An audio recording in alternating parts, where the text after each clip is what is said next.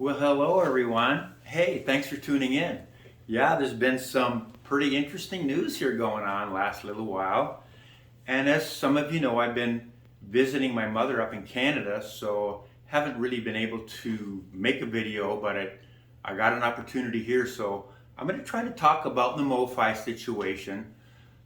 Folks kind of involved. Most of you probably know the situation, but I've had a few subscribers asking me, Ron, what's your take on all this stuff? We want your opinion. So here goes. Michael Fremer, Michael 45 RPM, they made a video, and we've got Poetry and Plastic Michael. He made a video. I watched that. That was really good. A lot of information about what is MoFi trying to represent themselves as, and what are they actually doing. And the conclusion is, yeah, they're being very misleading. Everything that they have been saying, people have been asking them questions for many years, and even in the last year or so, and they're saying, no, we're making everything, all of our records are made from analog, a source. That's where that's where the source material. Well, it's misleading because they're putting a digital step in there, and now we're getting digital records. Are they bad? Are they good? Well, you know what? Most people aren't real fussy about, is it analog or digital, right? Does it sound good? And some sounds good, some don't sound so good. So it's been, if you watch my last video, Acoustic Sounds, that one of those Steely Dan records, that was a digital record, and it didn't sound very good because that's like from the year 2000. Digital wasn't very good then. But what we've learned in the last while, what I've learned in the last while, is if you take that digital tape and from that point everything is analog, like Bernie Grumman has done, what Run Out Groove does over in Memphis, and apparently what MoFi does. Because Mike went over there, Michael went over there at the In-Groove, and he interviewed them, and he saw the equipment, and everything from that tape is, now it's a digital tape, of course, right? But everything from that is analog, the whole chain. And that seems to really help clean up a lot of the digital artifacts. But I think what people are upset about is the fact that, can't you tell us that what your process is? All this time you've been really misleading people, a lot of people. So that's not so good. But let's talk about what's Ron's opinion on all this. Well, let's just look at my history with Mobile Fidelity, because I have been complaining about them for many, many years already. And, Michael Fremer, apparently now, according to watching the video he had, he was aware of MoFi making digital records. And he said he put in his videos that, he told everybody about this. But how come it didn't come out until Michael Esposito talked about it last week, and all of a sudden now everybody knows about it?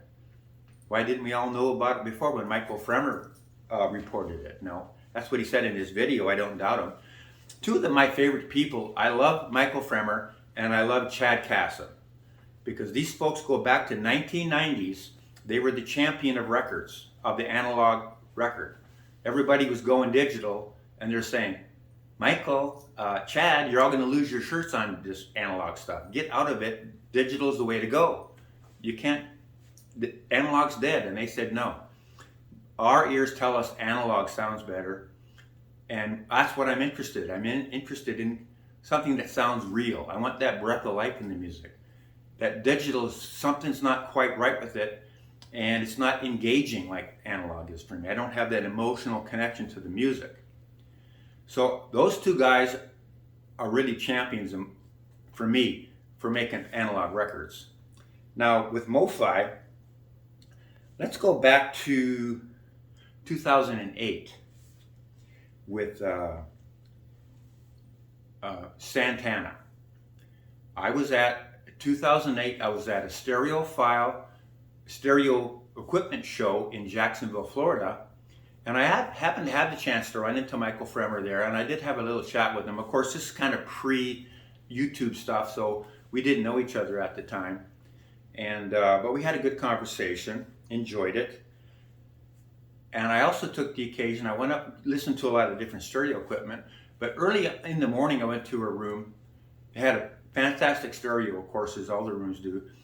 And there was a couple gentlemen up there, and I noticed they had that new Santana album. This is from 2008, and it was just a half-speed master. It's not two LPs or 45 or none of that. It's just, they're still doing the half-speed master stuff. And I said, hey, Music Direct's down in the lobby. I want to buy that record. Could you put it on? I want to listen to it. And they're shaking their head. And I'm like, what do you mean? You don't want to play that? I said, no, it doesn't sound good. I'm like, what do you mean? It's MoFi. It's going to sound great. And they're like, I don't know.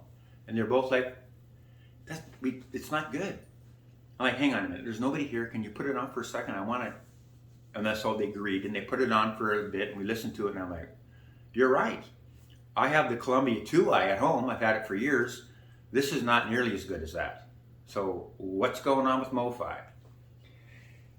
Then the next record that I came across was Elvis Costello, Get Happy. And I actually watched the video that Michael Fremer did. And you know, Michael's really good about getting into the details of the artist and the information around the making of the record. And he explained that originally the record came out on a 2LP, but when it was released in the States, and I think in the UK, eventually when the official release came out, it was just a 1LP, and it's like 11 songs per side. And of course, it's like the Beatles with the groove cramming and everything all crammed into. So they made it on a 2LP, and they were able to space everything apart, give everything more room to breathe, better fidelity. And he reviewed the record. He said it sounded fantastic. It was great. And I was so excited because it's one of my favorite records. Just love it. Bought it, put it on the turntable. Guy gave it a spin, and like, yeah, it sounds nice, but hang on a minute. I got the UK first press. Let's put that on. All of a sudden, boom, here comes the bass. Elvis' voice is coming right out front and center. I can hear the breath of life. I can hear, well, why is this MoFi not sounding good? So yeah, I sold it on eBay. It wasn't very good. So I didn't agree with Michael on the fact that this record was so good. Then we've got Iron Butterfly came out here just a while back, right? In the Gata de Vida. And I haven't been buying many MoFis because all the stuff they're putting out, I've already got it. Or, you know, I don't need Van Halen on a half-speed master, right? I've got records that I think are as good as that. And that's another thing we can talk about. But so Iron Butterfly comes out. I bought the record. I listened to it. I said, I had the CD back in the day. This sounds just like the CD did. The same way it's recorded, the same way it's done. It sounds like the CD. And I've got a Japanese first edition I think sounds a lot better. Of course, I had other people saying, Ron, you don't know, my friend knows this record. This is the best ever. But, you know, everybody's got their own opinion, but I didn't like it. You know, I'm got it for sale on eBay, right? And then we've got the Dire Straits record, Brothers in Arms. And again, you know, it's the best sounding version of that record ever, but it's a digital source material. And you can still hear the digital in it. And then you've got Donald Fagen, the Nightfly. I got that one. That's the one step. And again, like I said in my last video, yeah, I hear a little bit more detail in the voice, a little more sound stage, a little bit more definition on the instruments. It's a better sounding recording because it's a one step now, but I'm also hearing more digital. So I didn't like that either. And so that's and then, you know, of course, all these silver labels that they were putting out, I called them up. I said, listen, what are you doing down there? All these records, and I made a video, I just put a link to it down below, about how I didn't like any of those silver labels. I thought they were horrible. All the original records that I had sounded a lot better. I'm like, how can this sound better? The MoFi half speed be worse than my original 1989 In Excess record? And I called down there and talked to somebody, and they said, well, I don't know, we're doing the same process. All the people are the same. I don't know why things would be different. And then I took the occasion, I went onto the MoFi website. The owner had just put a a little informational video on there, and nobody had really made a comment. I think there was 3 comments when I commented, and I said, I've got a lot to talk about mobile fidelity if anybody's out there wants to listen. And so somebody answered the next day and said, yeah, I checked on them. They heard about you. You've been complaining about this for a long time already. Can you give us a list of the records that you're talking about and what your complaint is? And I said to them, I just got a record by ORG, and it's the Blood, Sweat, and Tears. It's done at 2LP, 45 RPM. I said, they're doing what you need to do, because they're got a sound completely different from what you're getting. I said, you need to figure out what they're doing, and that's what you need to do. And it was about 6 months later, they came up with that Santana on the 2LP 45 RPM, and it sounded great. Now, I don't know if that's a digital or an analog record or what it is, or when they started doing all this stuff, but that record did sound really good. They did a good job of that record. And also then I got the Yes, Fragile. That was a 1-step, and I thought that sounded really good too. And the vinyl formulation they use on that 1-step is really quiet. And of course, when you're using like a digital tape, that's really quiet. So those records are very quiet background on it. And that may be part of the reason they're so quiet.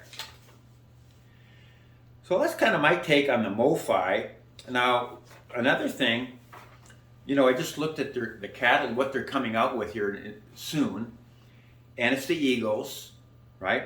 I'm happy with the Eagles I have. I'm not going to buy any MoFis of the Eagles. Van Halen, right? I've got a couple of the Japanese first presses. I got a few of those Rhino reissues that were remastered by Kevin Gray and Steve Hoffman, pressed at RTI, the Stroughton jackets.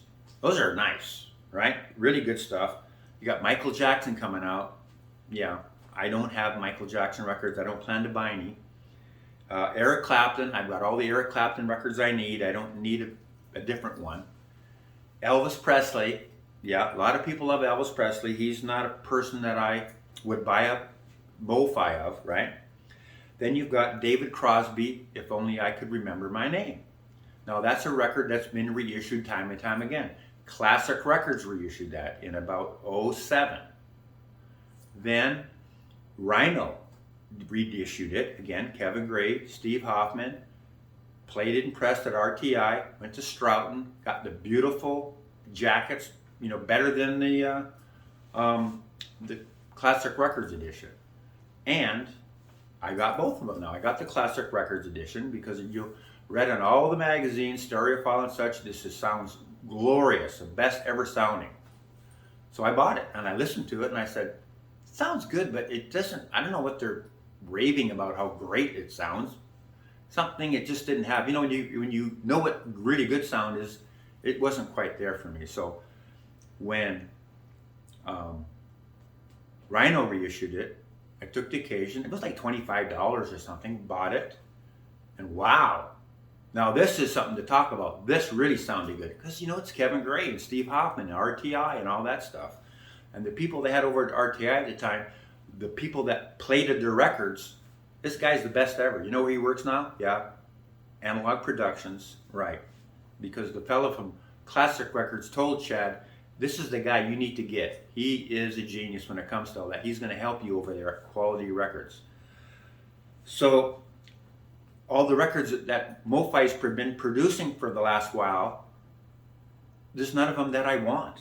And the ones that I did want, I wanted the Nightfly. So this isn't, I think, what I'm talking about here. And I asked this question a number of times. If we're making the best ever analog records at MoFi, why are they choosing all these records that are only available digitally? It was Nightfly, recorded digital. Dire Straits, recorded digital. Why are they choosing these records to make analog records of? Because they're not making analog records, they're making digital stuff, right? So that's kind of why that answers that question now, doesn't it? So, yeah, they've been very misleading. I